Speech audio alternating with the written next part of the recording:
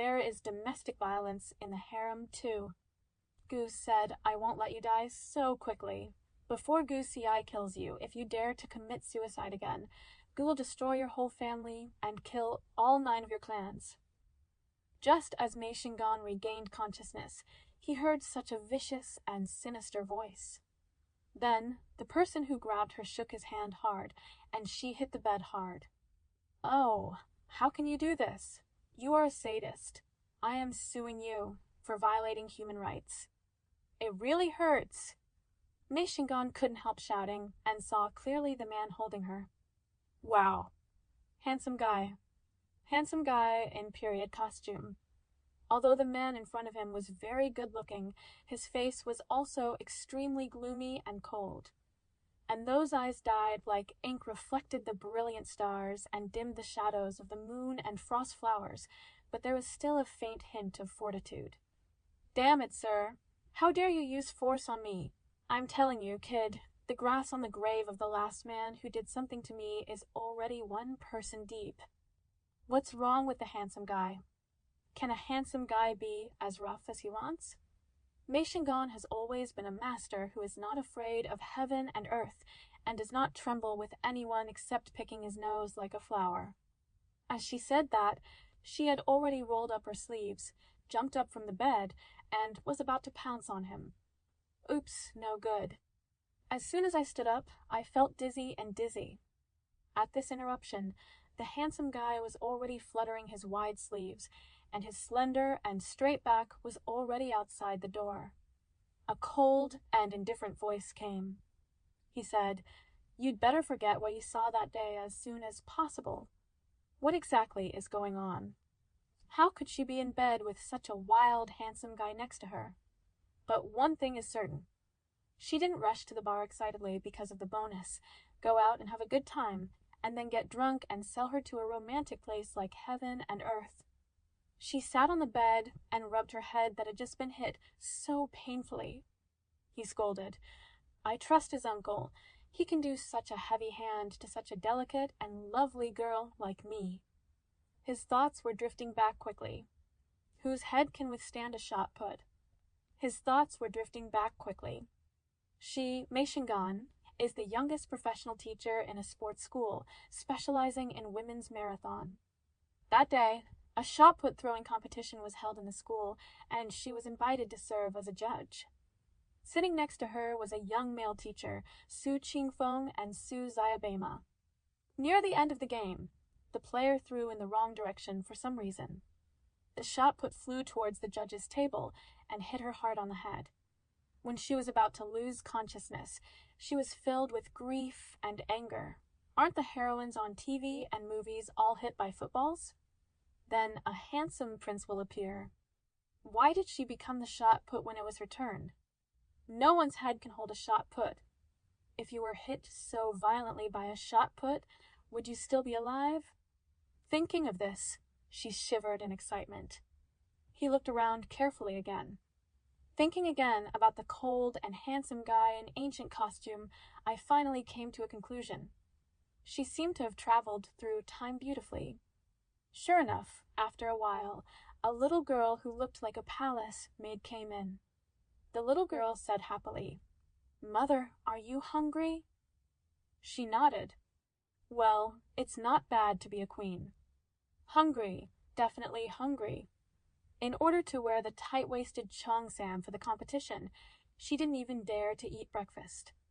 What's more, now that we have traveled through so many years, we don't know which dynasty or generation we are in now, and it makes me sad just thinking about it. However, fortunately, she is a very strong and adaptable person. After a brief panic, she calmed down. At worst, just think of it as a trip. Time travel is something that not everyone can encounter.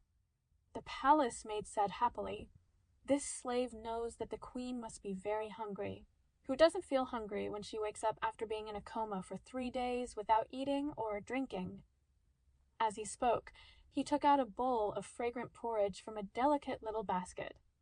Mother, although you are very hungry now, the imperial doctor said that you can only drink some porridge now, and you will not be able to eat normally until 2 days later. Please bear with it for now. What? Have you been in a coma for 3 days? No wonder I was dizzy just now. By the way, what's your name? He's popular. There's nothing he can do about it. What? Have you been in a coma for 3 days? No wonder I was dizzy just now. By the way, what's your name? Mother, you have forgotten about this slave after sleeping for 3 days? Your slave's nickname is Yuhong, and she grew up with you. The little girl said, feeding her porridge by the spoonful. She is fed very carefully, and you can tell at a glance that she is a very well-behaved, smart, and very good at serving others. If she could have predicted it, she would not think so. Oh, I just lost my memory temporarily. Please tell me about the things in this palace later. My slave must tell the queen all the people and things in the palace in great detail. After drinking the porridge, Yuehang said with a smile, My wife, you can sleep for a while. My servant will be watching over you. I was really tired, dizzy, and weak. Although he is a physical education teacher, he has a very strong body. However, when the soul passes through, it uses someone else's body. And it was a rich lady and a concubine who had been in a coma for 3 days. Alas, I still don't know what frailty has become. It's a pity that her strong body, which she spent 20 years training, has been burned to ashes. Mei Xinggan, who was huddled in bed, felt sorry for her former body while secretly making up her mind. Starting from tomorrow, you must stand up and run around the palace 10 times every day. Thinking, I fell asleep in a daze. It was already the morning of the next day when I woke up. As soon as she woke up, she heard Yuhang talking to another little girl. The strange little girl turned back and glanced at the bed. Said, Sister Yuehang, I heard that the king was very concerned about concubine Mei after she fell into a coma. This shows that the king still cares about concubine Mei very much. Yuehang looked confident and said with a smile, Chiu Yu cough, cough, cough. Our mother-in-law is still very favored. As soon as the king heard Eunuch Li said that she was awake, he immediately left the beautiful concubine who was about to be favored and came directly over. Chiu Yu covered her mouth and said with a smile, I guess the beautiful concubine is very angry this time. Can I charge some copyright fees? Chiu Yu covered her mouth and said with a smile, I guess the beautiful concubine is very angry this time. Yuehang smiled and said, I can't help it. Who said my wife is so favored? Chiu Yu quickly asked, It is said that concubine Mei was very special when she was in the general's mansion. Is it true? Yuehang said with a smile, That's right. Our mother-in-law and I grew up together, so I know her affairs best. At this point, there was no sound. Mei Xinggan, who was lying on the bed, couldn't help but gently stretched her neck out. While continuing to prick up his ears, he listened openly. He heard Chiu Yu complaining, Sister Yuehang, I just want to ask some little things about your mother-in-law. There is no need for you to keep asking me for money, right? I asked you 4 questions, and you asked me for it 3 times. While complaining, he took out a small piece of silver from his pocket and stuffed it into Yuhang's hand. Yuehang bit the silver to test its purity. He replied, Yes, I charged you money 3 times and gave you a free gift once. All in all, it's still a good deal for you. Your mother-in-law is so generous. Do you still lack a little money? Chiu Yu continued to ask. Then please tell me quickly. My mother-in-law can compose poems at the age of 3, recite the 3-character sutra at the age of 4, write her own name at the age of 5, call her daddy at the age of 6, and at the age of 7. Wait! Chiu Yu heard what she said and quickly shouted stop. Said, Sister Yuehang, this doesn't seem right. Yuehang looked at the silver in her hand, while saying, What's wrong? Chiu Yu clasped her fingers and said, Look, you can write poems at the age of 3. How could you be taught the 3-character sutra at the age of 4? And how could you write your own name at the age of 5? Of course, it's even less likely that you can call me daddy at the age of 6. Yuehang blinked after hearing this. Then he spread his hands and said, I'm very strange too, but that's the truth. You can doubt that my words are false, but you can't doubt the facts, right? Chiu Yu listened, nodded, and said, "It seems so." Pioneer of harem gossip entertainment. Chiu Yu listened, nodded, and said, "It seems so." What does it mean it seems to be? It means it is definitely yes. Well, my mother-in-law is about to wake up. I have to go to the royal kitchen to get some water to wash her face. Yue Hong said, paused again, and continued, "Chiu Yu, please convey to your concubine, Li, what you just asked me. You can't keep your concubine waiting for a long time."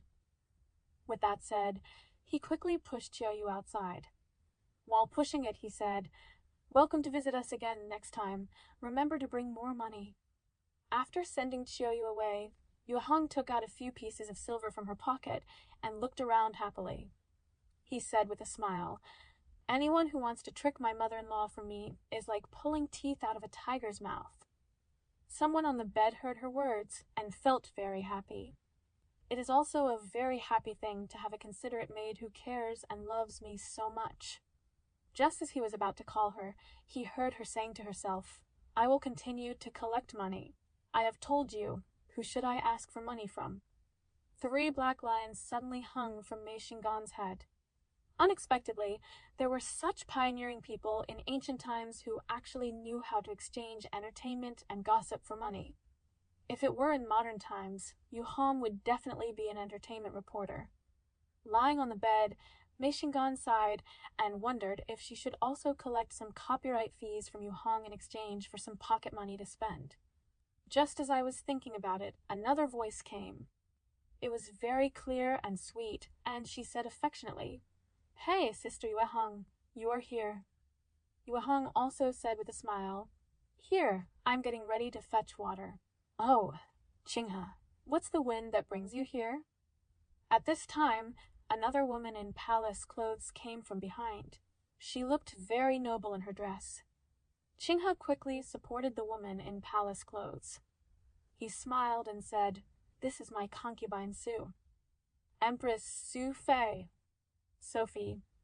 Girl's night use type. Cough, cough, cough. Then I heard Yu Hong say, "Empress Su Fei, you are here to welcome me. If you are too far away to welcome me, please come in and sit down." The 3 of them came in politely. Look, are you telling the truth? The 3 of them came in politely. Concubine Su sat on the edge of the bed. Looking at someone huddled under the quilt, he said with great distress, "Tisk, tieske? Ugh, Sister Mei Fei's fragile little appearance is really heartbreaking to see." Mei Xinggan huddled under the quilt and clenched her hands tightly, resisting the urge to almost squirt. Continue to pretend to be dead and eavesdrop with your ears straightened. Yue Hong is pretending to be more serious now. He looked pitiful and tearful. Even the sound was so messy and ecstatic in the wind. "Hey, concubine Su, you don't know that our concubine was in a coma for 3 days. She finally woke up last night, but she still hasn't woken up today. I don't know why." After hearing this, concubine Su said with a hint of joy in her voice, "Then it's best not to wake up again." Yue Hong looked at her with wide eyes. Even the one pretending to be dead on the bed could hardly help but jump up. Hit her face hard several times. By the way, he robbed the shiny golden jewelry from her head. Concubine Su was negligent for a moment. "Speak out what's on your mind." He hurriedly covered his mouth. Then she pretended to smile and said, "Oh no, I mean, it's best to wake up quickly. Looking at this palace, only my sister can make the king so worried." Yue Hong listened and nodded with a smile, while secretly cursing the 18th generation of her family in her heart. Concubine Su continued, "Sister, I am here today just to see how my sister is doing.